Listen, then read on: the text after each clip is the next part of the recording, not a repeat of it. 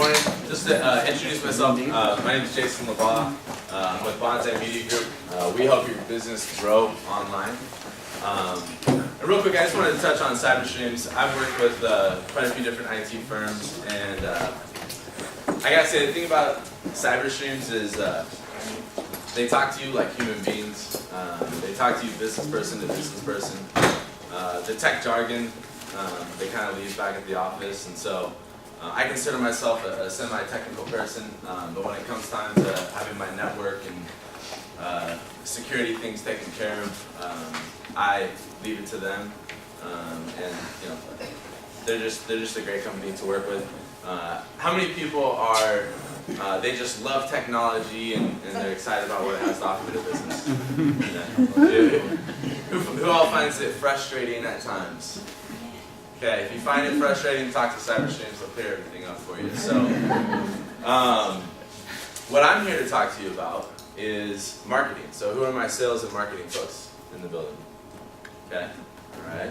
So, today what I want to talk to you about is your web presence. I want to talk to you about ways that you can get in front of your potential customers and how you can help attract them to your website.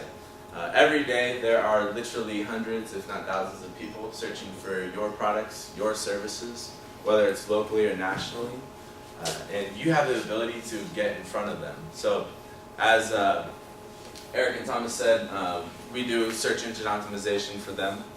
So this is a Google search for business phone systems, and I want to talk a little bit about this. We have this ads area.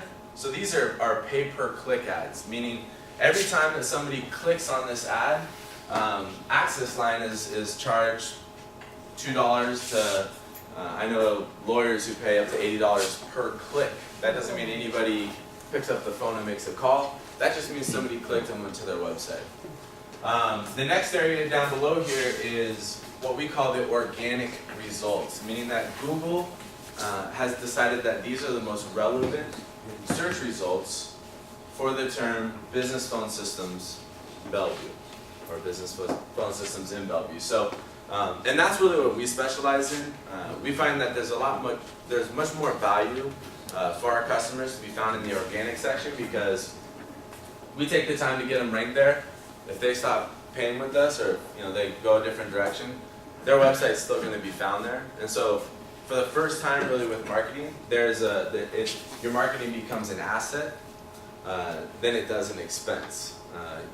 If you stop paying the yellow page advertising, your calls are going to dwindle. If you stop paying for a lot of different marketing-related services, your calls and your leads are going to slow down. So with search engine optimization, it kind of brings a new twist to marketing. So, and we can do everything from business phone systems to service type things like Seattle house cleaning, Seattle maid service, whether it's pay-per-click advertising up here at the top.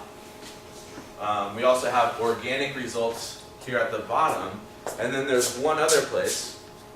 There are these local results, and so with these local results, you'll see that it's associated to a map. So for April Lane's Home Cleaning, she's found in the pay-per-click advertising.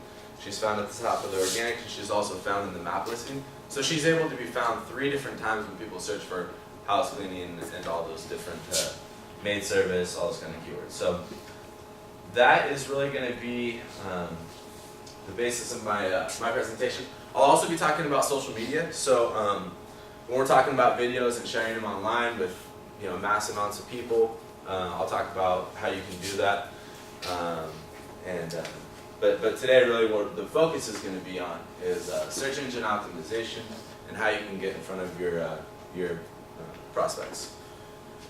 So, with search engine optimization, it's all about ranking for keywords that your searchers or that your prospects are searching for. So, if you're a bowling alley, it would be important for you to be found for Anacortes bowling. If you're an Apple retailer, it'd be important for you to be found for Anacortes Apple retailer or Apple products or whatever the different keyword might be. So, in keyword research, keep it simple. Think about the yellow page days. What industry are you in, and where are you located? So if you're a plumber, being found for Anacortes plumbing or Seattle plumbing would be important for your business. And think about how your prospects look for your business. The next part is if you increase your ranking, so if you're found for what people are searching for, you're going to increase the targeted traffic to your website. The more targeted prospects who come to your website, granted that you have a good looking website that has all the right marketing message on there, you're going to increase your revenue, you're going to increase the number of calls, and you're going to start driving business to your website and making. What I tell people a lot is think of your website as your number one salesperson, your number one customer service agent, and your number one receptionist. So your website should be able to sell people. Your website should be able to answer questions that your prospects and customers might have. And your website should be able to direct people to the different places that they need to get to information. So I want to take search engine optimization, and you'll hear me refer to it as SEO from now on, so you've all been acronym. The way that SEO works in a real world example is, let's take a networking event where there are thousands of people. The first thing that you're going to do to grow your business is you're going to clearly state who you are, what you do, and that's basically it. So if it was me, I would say, hello, my name is Jason LaBaw. I'm from Bonsai Media Group. We're an internet marketing firm in Seattle. So I clearly state who I am and what I do. So in this example, you are the person in red there, clearly stating who you are. That's like your website.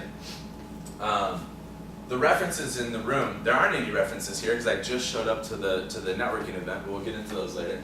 And your prospect, somebody who's looking for your services, is the person in green here, or in the case of my example, is a search engine like Google, Yahoo, or Bing. So the more people I tell in the room, or the more people who have used my services, I've just created references in this room.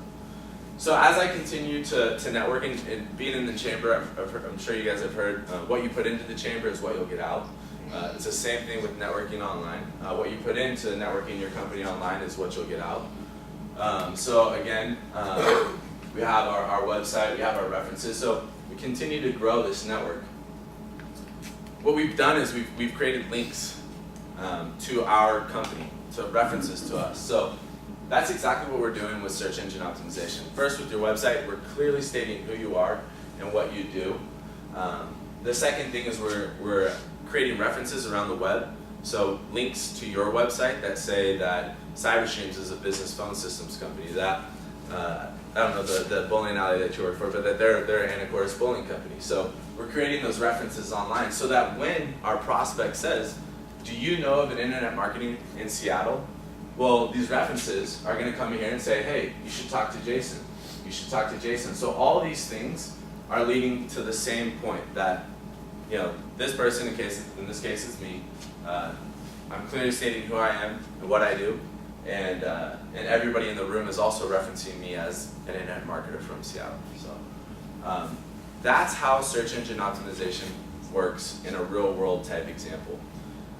So that's really what we're going to be working on your website, is making your website clearly state who you are, what you do, creating references for you online in references. So think of it as how many people have a Yelp profile for their business? Great. So that's going to have a link pointing back to your website. That's a reference for your business. Judy's book, Angie's list. There's literally thousands of directories that you can be listed at and that can create references for your business. And so you're going to see your rankings increase on Google, Yahoo, and Bing. And you're also going to see your business start to gain business from Yelp, from insider pages, and from some of these other online places. And so the more, in the networking event, the more people that reference Bonsai Media Group, the more confident that the prospect's going to feel in using our services. It's the same thing for Google. The more they see your business listed online, the more confident they're going to be that you're a real business, that you're still in business, and that you do X, Y, or Z services. And so they're going to rank you above your competitors. At any time, if anybody has any questions, please feel free to interrupt. As far as the search engine optimization process, this is what it takes to be successful in SEO. First, you have to have goals and objectives. Know what you want to accomplish, and then align the keywords with those goals and objectives. So if you want to grow say you make widgets, but you really want to grow your blue widget side of your business, state that goal, and then align the keywords that you want people to find you for with those blue widgets. The next thing is build a business case. Does SEO make sense for your business? Absolutely. Go ahead. What if your keywords change? Yeah. For instance, my business is books. I might want to mention a certain title this week. In 2 weeks, I might want to change it. Would you change your keywords? Well, so, and that's a really good question. So, what you would want to do is look at your website as a whole.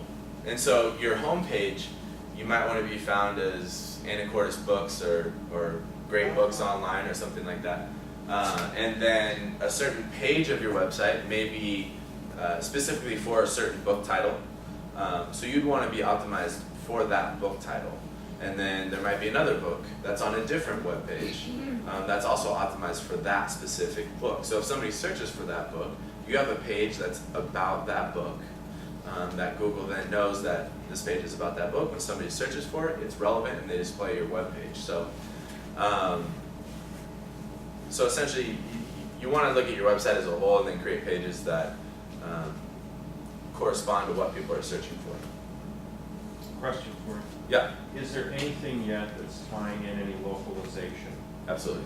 So there's two things. First of all, I could type in business phone systems and not even have to put Bellevue, and CyberStreams is still going to show up. When Google recognizes your IP address and then automatically displays results that are local to the searcher, Google's end goal is to provide the most relevant results for the searcher. A national result for a house cleaner isn't going to be relevant for somebody. They want somebody in Seattle or they want somebody in the area. So Google automatically does that. Again, more and more people are using their mobile device to find different services, and your mobile device has a geolocation. Google grabs that information, and then they give local results for those. So local search has been the biggest growing part of our business, just helping local businesses be found when people search for their services.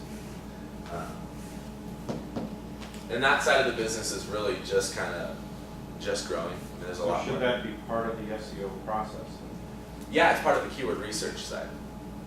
So the keyword research side is going to be figuring out nationally what are people searching for. They're searching for a house cleaner, a maid service. What are they searching for nationally? And then you can take that same information and put it to your local area. So, and then you're going to optimize your web pages. So when we talk about on-page search engine optimization, we break SEO into two different areas. You're going to want to make sure that your web page tells people that you are a Seattle house cleaner, maybe including a zip code, maybe including some different, specifically local information. Does that make sense? So developing the business case, doing competitive research, figuring out what are your competitors doing. How is the #1 website ranking #1? You can find out how many links they have pointed to their website, how popular they are. And you can also look at their website and see what keywords do they have on their home page. What keywords do they have on their services pages, and see what keywords they're targeting. Develop a strategy. How are we going to target these national keywords and target these local keywords? So develop a strategy so that you have pages for those national keywords, and you also have pages for the local keywords. We work with the telecom company that they provide answering services and call center services nationwide, but they're located in Seattle and Spokane. It doesn't matter where they're located. So they needed a marketing strategy that allowed them to be found nationally for answering service or call center. But they also needed a strategy that would allow them to be found for Los Angeles answering service or New York answering service or Chicago, Boise, Portland, Seattle, all over the U.S. And so we leveraged a database to create pages for each of those local areas that talk about their answering services specific to those areas. So that would be a localization strategy that we would implement. From there, we'll benchmark. We'll see, how do we rank yesterday and how do we rank today, and then we'll start to get into off-page strategies, so link building activities, and I'll get into more of these type of strategies in a little bit here. And then we'll benchmark every month. The important thing from this side is that this is an ongoing process. You don't do optimization once and you're done. You do optimization continually. And when you work with an SEO firm, hopefully they'll help you make search part of your daily business so that it's not something that you have to try to do, it's something that you just do. So our approach to search engine optimization is to break it down into on-page changes, so tangible things that we can do to your website to more clearly state who you are and what you do to Google, Yahoo, and Bing. The next part is off-page optimization, driving links, increasing your popularity. So on-page optimization accounts for about 30% of your ranking potential. It's a very essential 30%. It's the foundation. If Google doesn't know what you do, they can't rank you for anything. And you can get all the links pointing to your website, but they're not going to be able to rank you. So the first key component is optimizing your own website to be found for the keywords that people are searching for. The rest of the 70% comes down to off-page optimization. I'll talk about that in a minute. With on-page SEO, we're going to be looking at things like your URL. Is your keyword in your URL? It's not a make or break deal if you've had a URL for the last 10 years. That's fine, keep it. I'm not suggesting changing it. Go ahead. What's the URL again? URL is going to be up in the address bar of the browser. It'll be how people get to your website.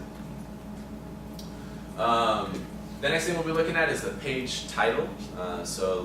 Which is, we're going to be getting into some HTML type terms. So don't worry if you don't know what it means. These are things that you can talk to your web developer about, and they'll be able to answer these questions for you. So making sure that you have your keywords in your page title, making sure that you have your keywords in your page headers, making sure that in your images that you have the file name have the keyword in it, making sure that for people who are visually impaired and can't see images, you have alternative text that describes those images and also has the keyword in them.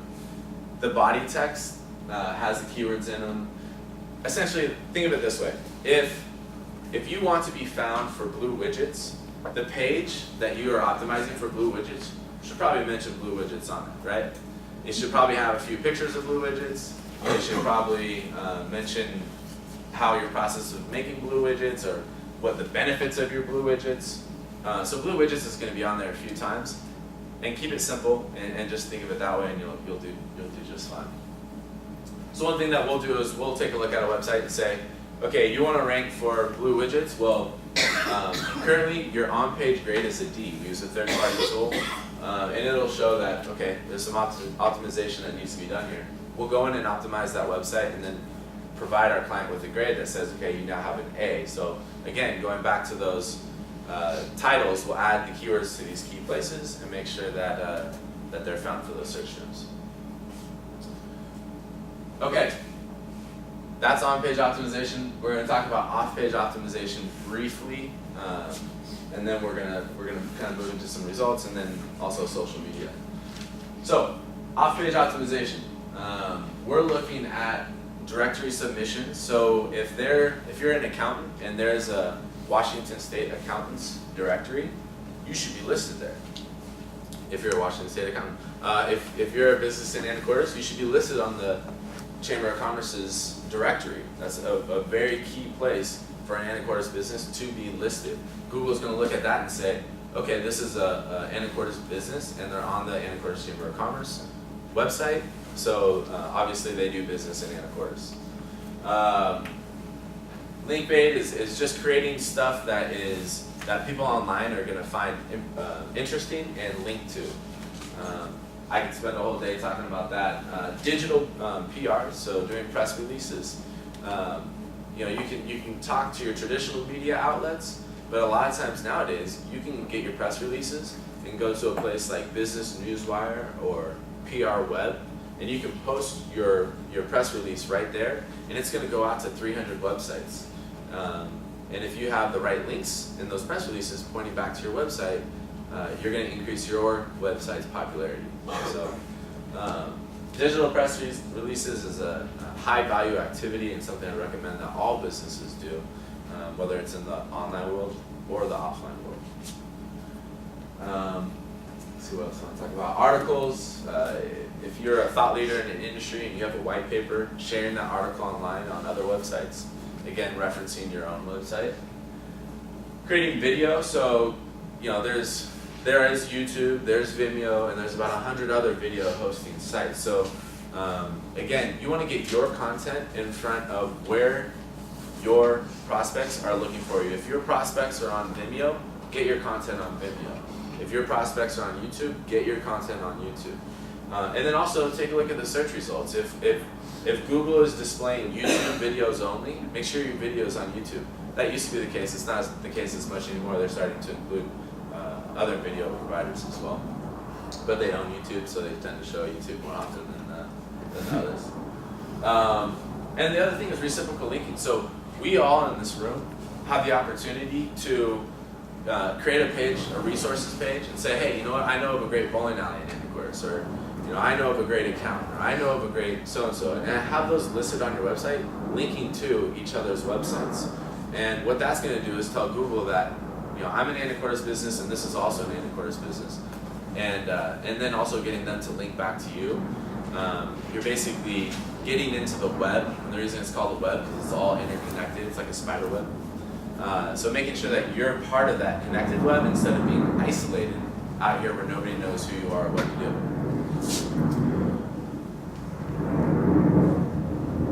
Let's see here. And then, so again, the purpose of search engine optimization is increase your rankings for targeted keywords.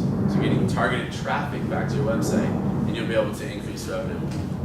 Any questions on off-page optimization or increasing your popularity? Yeah. I'd like blogging and Twittering and things like that. So every time you send a tweet to somebody that's actually, and they receive it, if you have a broadcast that out to 30 people, that's reciprocal links. It's a newer concept of it. It's a social media concept of linking. So one thing, when you write a tweet, you could write a tweet about a new blog that you wrote. So 7 myths of search engine optimization, and then I'll create a link that posts back to my blog where people can read the full article. So I've created a link on Twitter that Google's now going to see that points to my blog that's about the 7 myths of SEO, and then so everything's kind of intertwined and pointing back to my website. The key is point it back to your website.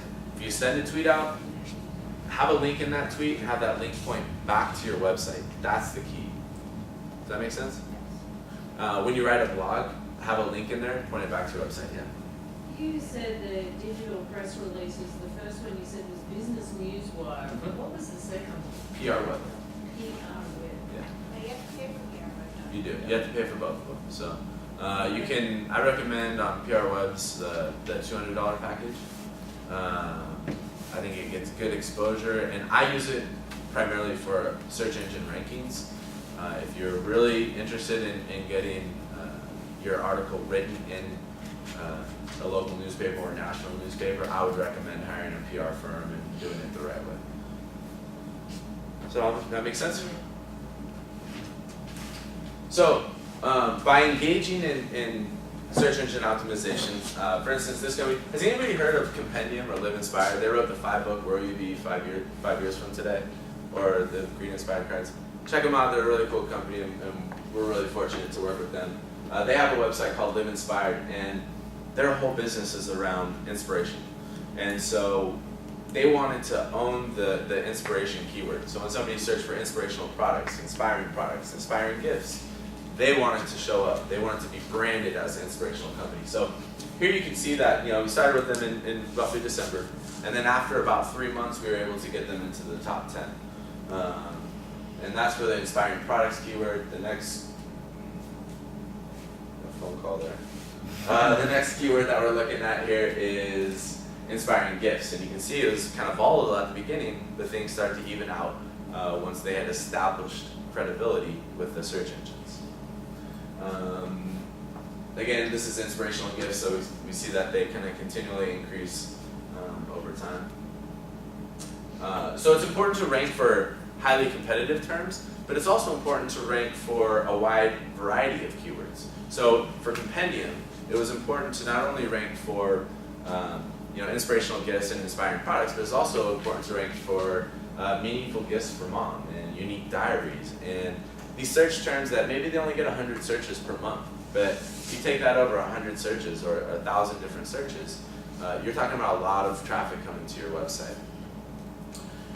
So how much traffic? So with Compendium, we have seen an increase of traffic from 2,000 absolutely unique visitors to over 13,000 unique visitors per month. So a significant increase in traffic. We've seen an increase in revenues of over 78%, and in a down economy, this is something that they were definitely pretty excited about.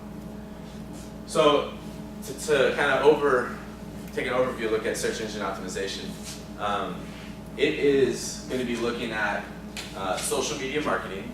It's going to be looking at conversion rate optimization. What I mean by that is if 10 people come to your website and only one person buys a product, you have a 10% conversion rate. If we could take that and we could make that 10 people come to your website and 3 people buy a product, we now have a 30% conversion rate.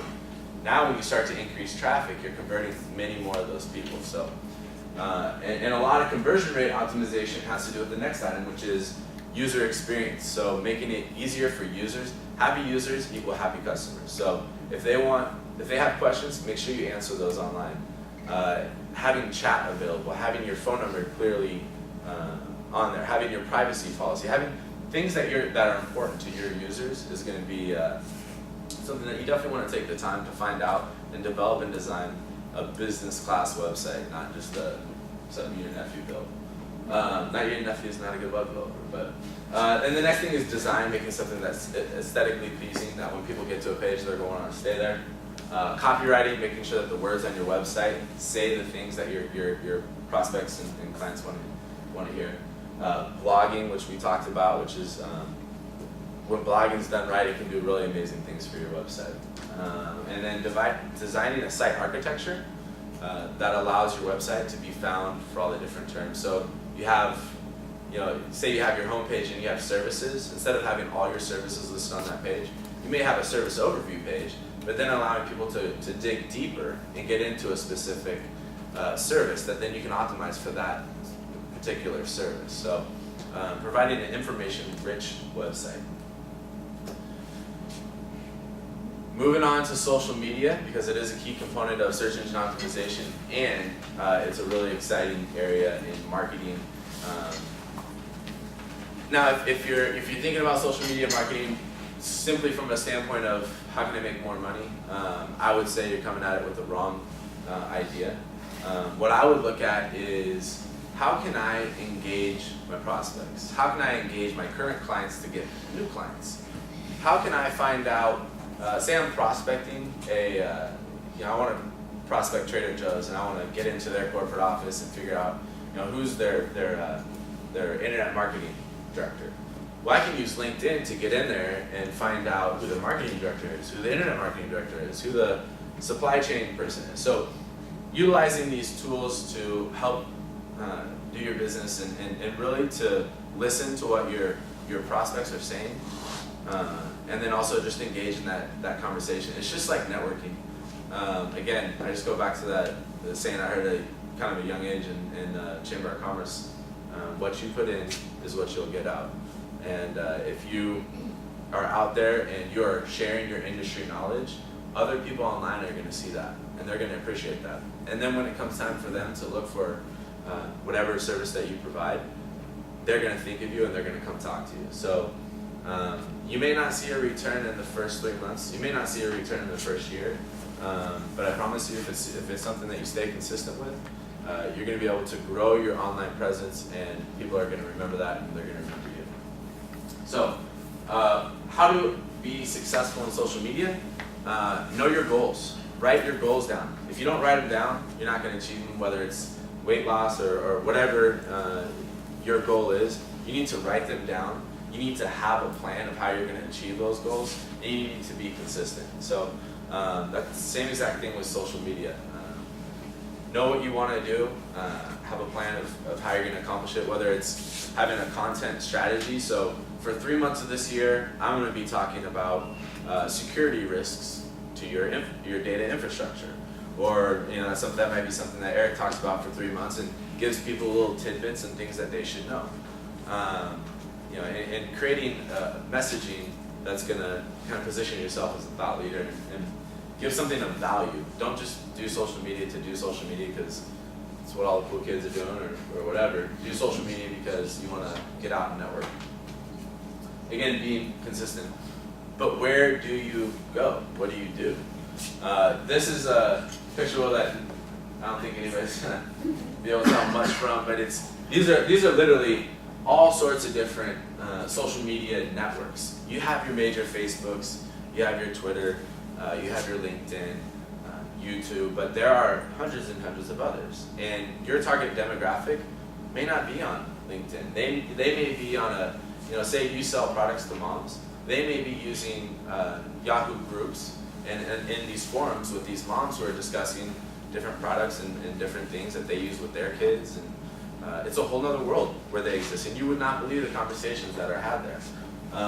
And that might be the place for you to be. So talk to your prospects, talk to your clients, find out where they have conversations online and get in front of them there and be part of that conversation. So how does social media fit into the corporate culture? You're going to have your senior level, your C-level group who's going to want to be viewed as a thought leader. You know, they've developed this company, or they know, you know, the most, you know, everything there is to know about creating widgets. Well, they should be viewed as a thought leader. So when the Wall Street Journal wants to write an article about, you know, widgets, they consider talking to the CEO of your company. You're going to have your marketing people who are going to want to get your message out there to as many people. So they're going to be looking at Dig, Reddit, Newswire, StumbleUpon, which nowadays the whole PR game has completely changed. PR, they're now going to blogs to find stories to write on. It's, you know, the blogs are getting the stories and producing them right away. It's the age of Murdoch it's switching, it's changing, and the Murdochs of the world are trying to figure out how to keep up, and I'm sure you guys are seeing that in your own lives. So the next area is public relations. You're gonna have like Technorati, which is a blog aggregator. It's a place for you to get your message out there again to a lot of different people. Dig, Reddit, Newswire, YouTube, StumbleUpon. So marketing and PR, they really do go hand in hand. So you'll see that a lot of those are the same. And then sales and HR, they're going to want to use LinkedIn and Facebook. They're going to want to make those personal connections. So HR is going to want to find the new great IT firm or the new great salesperson, and LinkedIn is going to be a great resource to find that person. And then Facebook is the lines between social and business are completely blurred. And so, you know, we have certain people like myself. I grew up on Facebook in college, and the college I went to was the 13th school on Facebook, and we used Facebook for an entirely different purpose than what it's used for today, which I use my Facebook now primarily for business purposes and letting people know what I'm up to and connecting with my family. My grandma's on Facebook, and so it's making those personal connections. Again, going back to blog, with social media, it can become overwhelming. So if you have a blog, what I recommend doing, write a blog post once a month, twice a month, 3 times a month.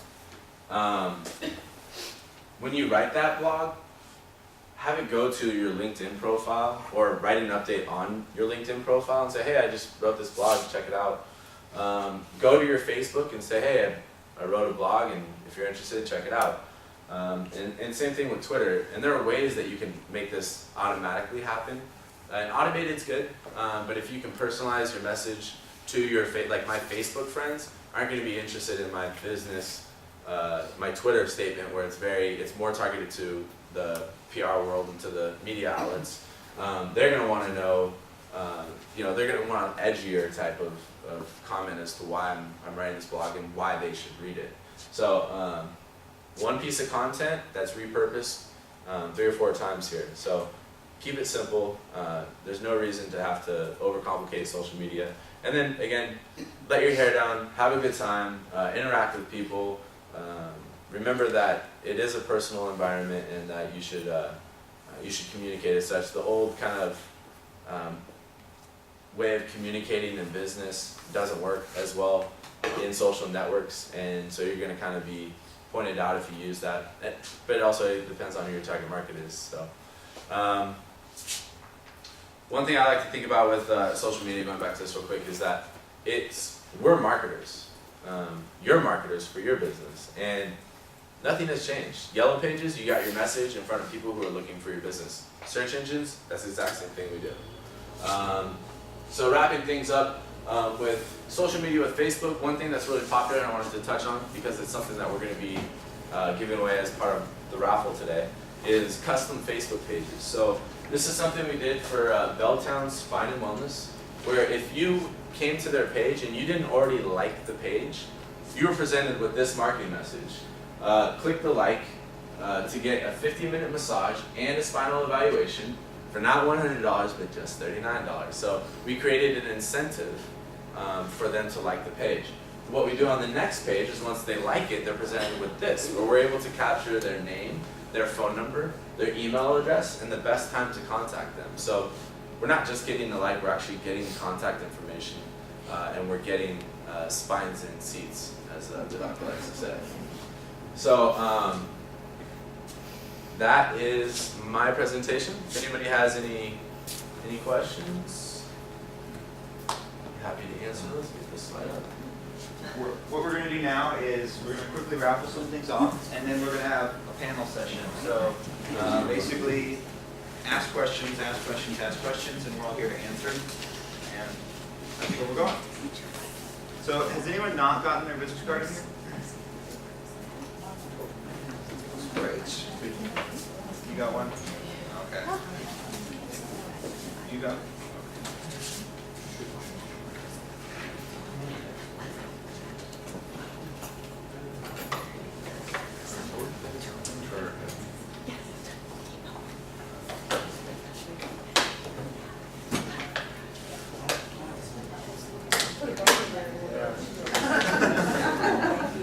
I don't think that's allowed. So, as you mentioned, while we're raffling